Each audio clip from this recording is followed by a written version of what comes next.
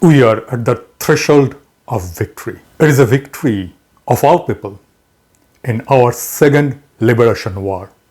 It is a victory against a murderous, fascist, and deeply corrupt regime that stole our freedom, democracy, and all our forms of human rights.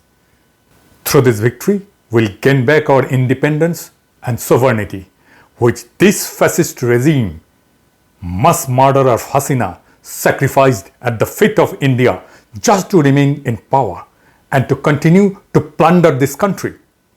Our people, particularly our fearless students, have risen against this barbaric and treasonous regime.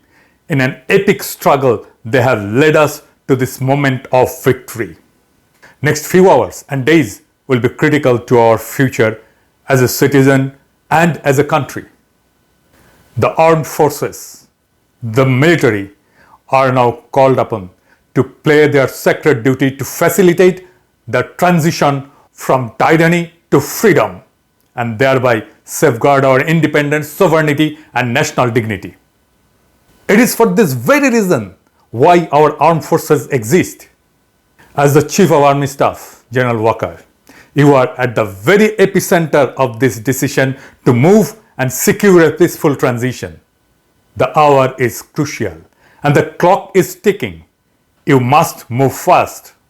I invite you to take lessons from the developments in 1975 when General Khalid Musharraf effectively took over the chain of command. In the ensuing hours, he deterred and delayed the moves he needed to take. Finally, when he moved, it was too late. He was killed by his own forces on the suspicion that he was put forth by India.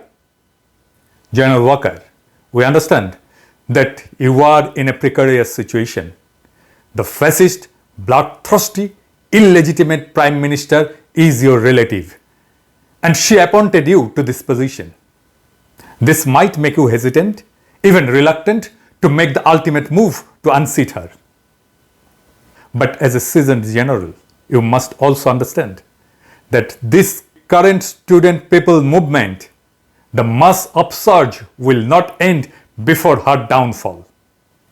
And it will be futile to even try to save her. She must go, and you could be the person to show her the door.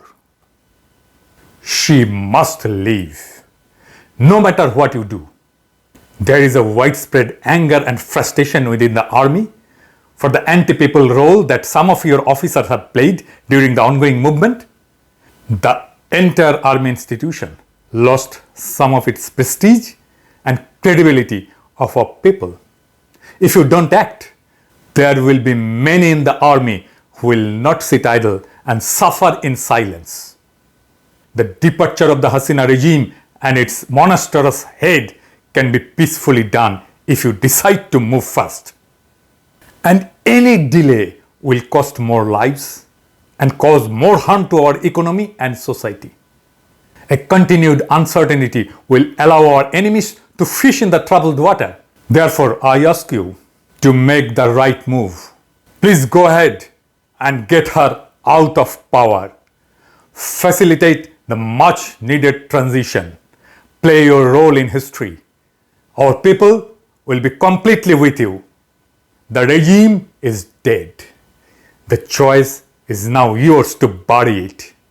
Will you act fast to unseat the criminal Hasina, be a hero of our second liberation war, or engage in a futile and treasonous act of trying to save her? In making this choice, I advise you to contemplate the unfortunate fate of General Khalid Musharraf. God bless you. God bless the institution. Inqilab Zindabad.